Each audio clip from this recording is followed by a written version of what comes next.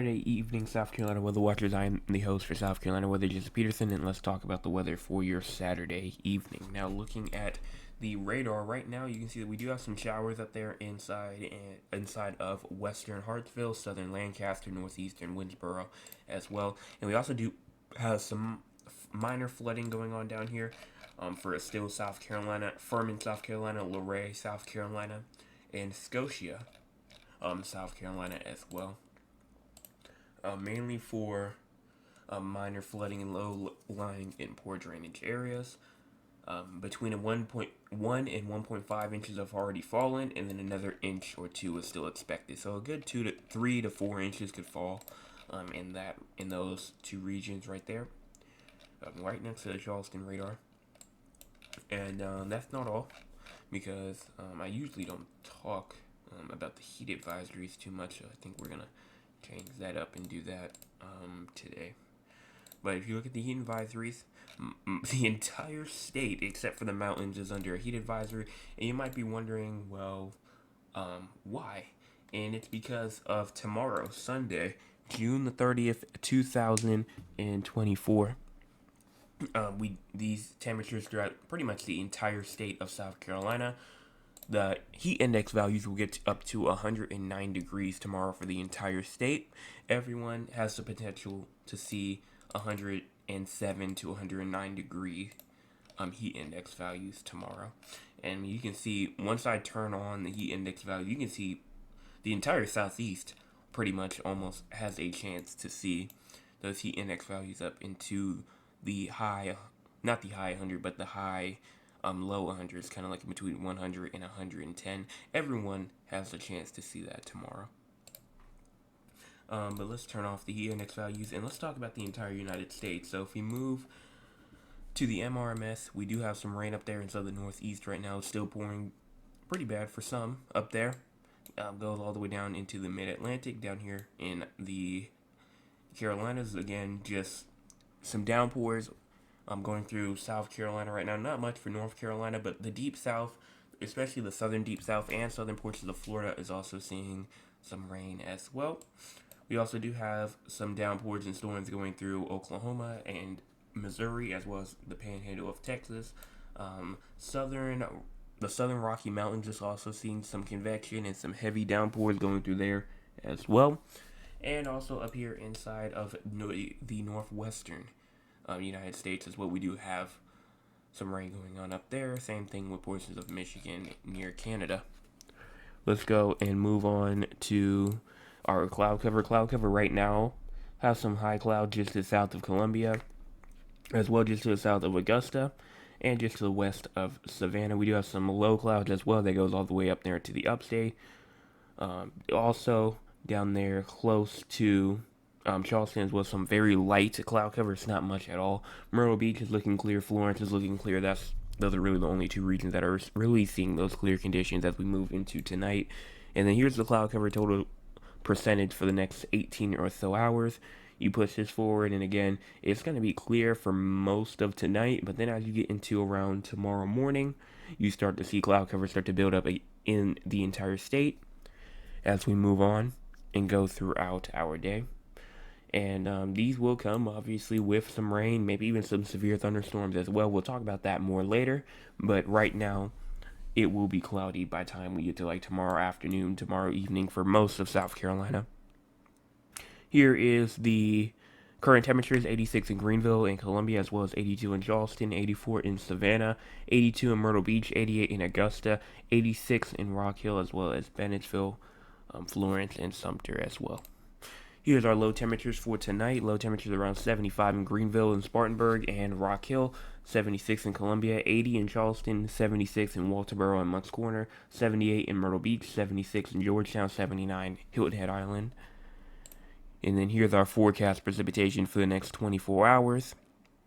You see here that we do have the chance to see some pretty high precipitation rates, especially as far north as like Dillon, South Carolina, Florence, Chirac as well. Some places can even see up to an inch to maybe even an inch and a half just to the south and east of Dillon as well. Quarter of an inch to a half an inch possible just near Sumter. Columbia can see around a tenth to a quarter of an inch. And again, these are all with the pop-up showers that we've been seeing and with the threat for tomorrow as well. Greenville around a half an inch, Spartanburg quarter of an inch, Aiken a tenth of an inch, and some places inside the Tri-County region and in the coastal low country regions and maybe even Myrtle Beach as well may not even see a drop of rain. Here is our SPC outlook for the next couple of days. You can see here today, for tonight, I should say. We are under a TSTM. The entire state has a chance of seeing a thunderstorm while those showers and storms are moving through portions of South Carolina now. Here is our day 2 categorical outlook where we are under a marginal risk of severe weather. And the only threat with this is actually going to be wind. So you're going to have to watch out for some isolated severe wind gusts as those storms move by us tomorrow.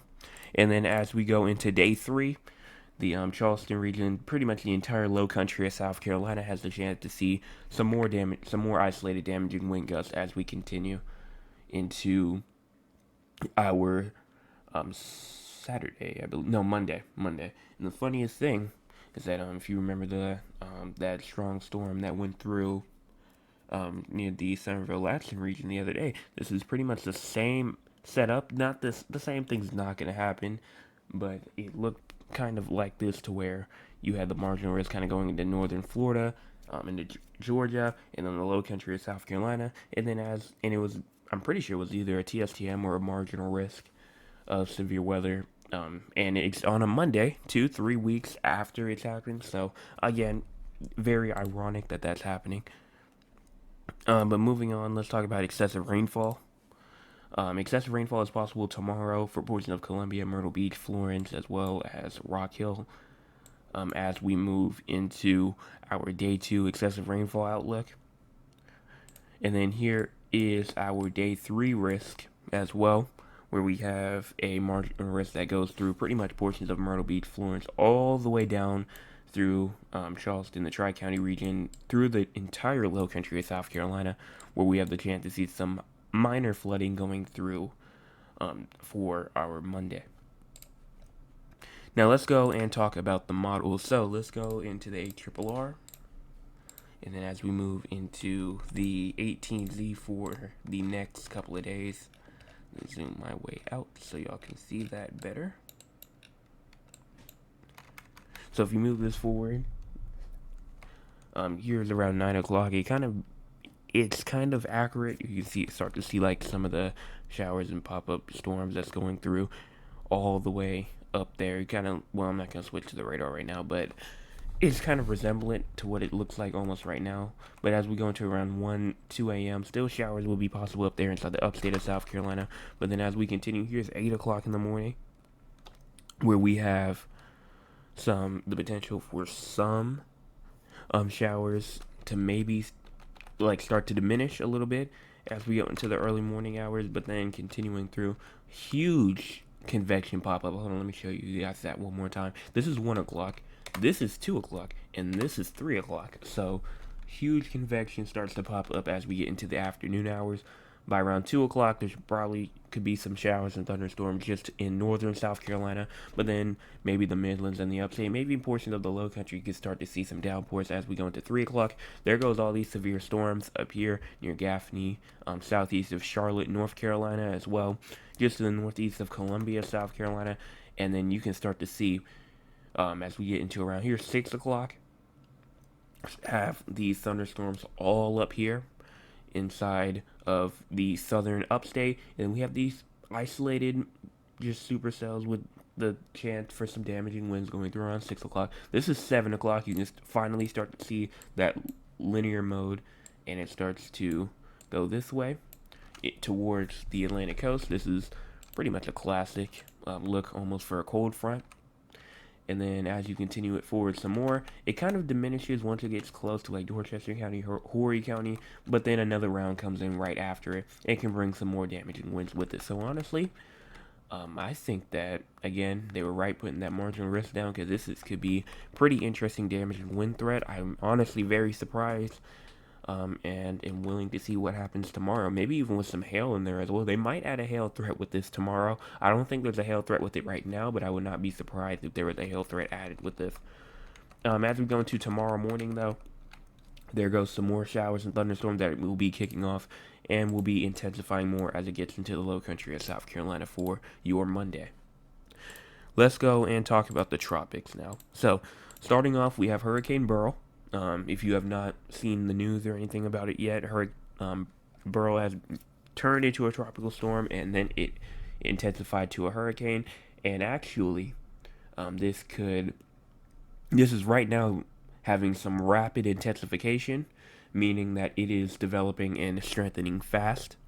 It says right here, Beryl is expected to be a dangerous major hurricane when it reaches the Windward Islands late Sunday night or Monday, bringing destructive hurricane force winds and life-threatening storm surge. Hurricane watch and warnings are in effect for much of the Windward Islands. It also says heavy rainfall and localized flooding is expected across the Windward Islands Sunday night and Monday. Interest in the central and Western Caribbean should monitor the progress of the system. Users are reminded that there is large uncertainties at day 4 and 5 and then not focus on specific details of the track and intensity forecast. So there is very large uncertainties for again what this thing will do. But right now, as we're around 4 to 5 days out, so that's around Tuesday, Wednesday, somewhere around there. That's around 4 to 5 days out. So again, very very far, and you can even see it over here at like well, I don't know, you might not be able to see it too well, but you can start to see where the cone kind of starts to get more into like the dotted region. That's 2 p.m. Wednesday, and I think that's 2 a.m. Thursday. It's kind of hard to see on this website, but you can see that pretty much once we get to around the Wednesday, Thursday time frame, we don't know what's going to happen. This could go up towards Florida. This could go down. This could go just straight towards Texas. It could go all the way to Mexico. We don't know. We don't know. That's why there's that cone of uncertainty. So that's Beryl. No threat to us right now. But as we move into Disturbance 1, because that's our next thing that I'm not really worried about this. I'm also maybe a bit concerned for Disturbance 2, but we're just going to talk about Disturbance 1. A broad area of low pressure is forecasted to form over the Bay of Campeche. I've heard some people say Campeche, so I'm going to say that tonight or early Sunday, where conditions appear generally conducive for further development. A tropical depression could form before the system moves inland again early next week over Mexico. Interests along the Gulf Coast of Mexico should monitor the progress of the system. Regardless of development, heavy rainfall associated with the area of low pressure will continue to affect portions of Central America and Mexico through early next week, and I can show you guys the thing for that as well. Here's Beryl if you wanted to see it. Most of the models do have Beryl getting up to a Category 4. While right now it's forecasted to go to a Category 3. But there's some that are saying it will de-intensify, but most are saying it will get to a Category 3. So that's Beryl. Right there. Mainly supposed to go into the Gulf of Mexico. That's just one last look. And then here's 94L. Again, nothing really for this one. Some models have it getting into a tropical storm then de-intensifying, and a couple of models have it re-intensifying into a tropical storm as it leaves Mexico. Some have it dying out completely, but some, like in 168 hours, I think 168 divided by 24, that's 7 days out. Alright, so around 7 days out from now, some models actually have it to where it re-intensifies again into a tropical storm. Again, no threat to us at all. But as we move into the next thing that I wanted to talk about, and it's this system. Let me get that pulled up right now. Here's 2. And then here he has a 70% chance the next 7 days, 30% chance the next 48 hours. Says an area of low pressure located several hundred miles southwest of the Cabo Verde Islands is producing an area of disorganized showers and thunderstorms. Environmental conditions appear conducive for additional development of the system, and a tropical depression is likely to form by the middle of next week, while it moves generally westward at 15 to 20 miles an hour across the eastern and central tropical Atlantic. So we're going to have to watch out for this one too. Maybe even some of the same areas as well. Like the Lesser Antilles, as well as the Windward Islands as well. So everyone here is going to have to watch out and going to have to see what happens with this. But there's no models on it yet because it's not an invest. It's not an invest yet, so we don't have the tracks or the intensity forecast yet. But once it turns into either a tropical depression or an invest, we will start to see those. We will start to see those models start to show up for the intensity forecast and the direction. So let's go and let's talk about the future. So here's the GFS model. We're going to zoom in to South Carolina. And let's push this forward as we get into July the 1st. Shower storms, again, will pass by us. This was pretty much was expected for like Monday with that severe weather, especially I think for the low country of South Carolina. But as we continue, July the 2nd could give us a tiny little break. July the 3rd as well. And then you look at July the 4th. I've been talking about July the 4th for a while now. And I was saying that there is a chance that July the 4th we may not even see a drop of rain, which would be, that would be amazing. And it looks to be that it's pretty ironic, again, that July the 4th actually could be the day that we might not even see a drop of rain for a while. Not for a while, but just for the day, which is, again, very, very good, especially for people that want to have those outdoor activities. But July the 4th will probably be a dry day and probably the driest day of the week. As we go into July the 5th, maybe some scattered showers going into like the late night hours. There goes Beryl right there, 985 millibar, 974, 965, and look at that. The 18Z of the GFS has Beryl actually going into Texas as a category, high-end category 1, maybe even a low-end category 2. So we'll continue to watch and see what happens there. But again, southern portions of Texas, again, that will bring very destructive winds to like especially the coastal portions of Texas if this happens. So it might go from hurricane to tropical storm, and then if it goes back in the Gulf of Mexico, it will probably re-intensify back into a hurricane, and will hope and may hit one of the states. And Texas looks to be one of the best bets for now. Again, don't take that as gospel already or yet, but that's just what's going on. While that's happening, probably bringing us maybe some rip current, maybe some gusty winds as well, as these winds can sometimes get very, very gusty all the way from the storm center all the way over here to us. But here's July the 6th, bringing us some more showers, more thunderstorms over and over and over again. July the 9th, same thing. July the 10th and the 11th, same thing. And it pretty much continues through most of the first half of July. So that's for the future. Now let's go and talk to the audience. If you want to be a part of the audience, you can by joining us at 9 o'clock p.m. We have a pretty small audience today. So only a couple of messages, but that's fine with me. Mr. Anthony says, good evening, JP. Good evening to you. My mom says, hi, Joseph. Hi. And then my Nana says, hello, Jay. Hello. And that's it.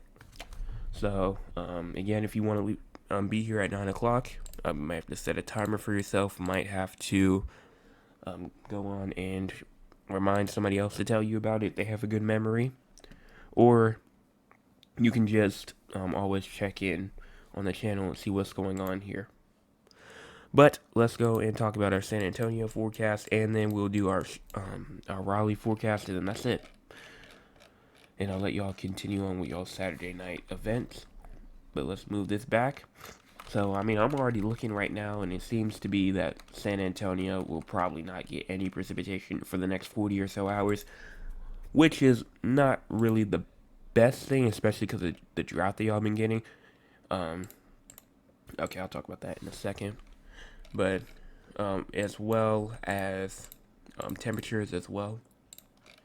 Here is this. Also, if you're inside South Carolina, there is one thing that I have to say after this, so don't leave quite yet, because we have to talk about the drought monitor, because we have a huge, an absolute humongous update. I just saw it on the other screen. So we'll talk about that after this, but a pretty huge update. We'll get to that in a second, though. As we go into tonight, low temperatures around 79, somewhere around there. And as you go into tomorrow, high temperatures around 98. As you go into tomorrow night, around 76, and then around 96 on around 2 o'clock on Monday. Monday. Let's go over towards Raleigh. Go over here. Alright. So let's move this forward. Tonight, low temperatures seems to be around 77. And as you go into tomorrow, high temperature seems to be around 93. And as you go into tomorrow night, low temperatures around 74. And then around 87 on your Monday for around 2 o'clock. Here is the rain. See how much it will be raining going through the next couple of hours or so. So tomorrow, you actually are under a slight risk of severe weather, so you're gonna have to watch out for some scattered wind gusts when those storms come by. And I mean, I'm looking at it right now. This is tomorrow morning. And then there is tomorrow night. These thunderstorms right here around 4 or 5 o'clock, they do have the chance to bring some wind gusts with them as well. 60, 65 miles an hour. So you have to watch out for those tomorrow. And then as we go into your early morning hours, the more scattered downpours are possible. And even into the afternoon hours. So that's pretty much it for both of them. Again, I talked about severe weather for Raleigh. You are under a slight risk for tomorrow, so you're under a 15% risk of seeing damaging winds 60 to 65 miles per hour. Now let's talk about the drought monitor. This is a absolutely humongous update. The entire state of South Carolina is not only abnormally dry, but as we get, I'm going to call it all the counties, it's going to be a lot. Southern Spartanburg County, Southwestern Union County, Southeastern Lorain County, entire county of Newberry County, Eastern Saluda County, most of Lexington County, Richland County, Calhoun County, Sumter County, Lee County, Darlington County, Florence County, Marion County, Northern Horry County, Northern Georgetown County, Northern Williamsburg County, Northwestern Berkeley County, Northern Dorchester County, Northern Colleton County, the entire county of Hampton, and then Northern Jasper County, Bamberg County, I think I already said Orangeburg County as well. So, if I just called out your county, you're probably under a moderate drought. That means that you are officially inside of a drought. So you're gonna have to definitely watch out. Make sure that your grass getting the water, whether it's by a hose with a sprinkler. That's definitely something that you're gonna have to watch. Plants as well. Plants outside definitely need to be watered because especially with these hot temperatures and with very scattered showers, that won't really get the job done too much. So that's why this D1 expanded. I honestly thought that they would get rid of the D0, or the D1 for like Dorchester and Berkeley County, but they actually made it bigger. So that's just something there. And we even have a severe drought in central Clarendon County and and very, very southeastern Sumter County as well is under a D2, a severe drought. So, can we see an extreme drought as we get into next week? It's possible. I'm not going to rule anything out. Maybe when these storms roll in, it might put it down a little bit more. But it's definitely not out of the question. We've seen a D4 here. I think it was last year, I believe it was. So, I mean, we've seen it before. But if you're inside the drought area, if you're inside the Tannish region, make sure that your outdoor plants and grass is getting water, and also make sure that your D2, if you're in the D2, in central Calhoun County and very southeastern Sumter County, make sure that you guys are off. Make sure you guys definitely are getting y'all's plants water. But that's all that I have. I don't see any other chat, so we're gonna go back to the live radar. Make sure you guys hit the subscribe button, the like button as well. We have 131 subscribers. We're getting closer and closer to our goal of 200 by the end of August. August 31st is our last day to get 200 subscribers, so hopefully we can get there before the last day. And then our next goal after that will probably be around 250 or so. So I'm going to turn on the music, and we're going to end this out. Make sure you guys share, subscribe, and like. We have 5 people watching and only 3 likes on the live forecast right now. Let's get that like button up. If you have not already, hit it, and it will help me out, help the word spread out, and that's pretty much all that I have. So, everyone have a fantastic rest of your Saturday night, and I will be back tomorrow evening for your Sunday Sunday night forecast update and your week forecast update for June the 30th to July 6th. Hey, yeah.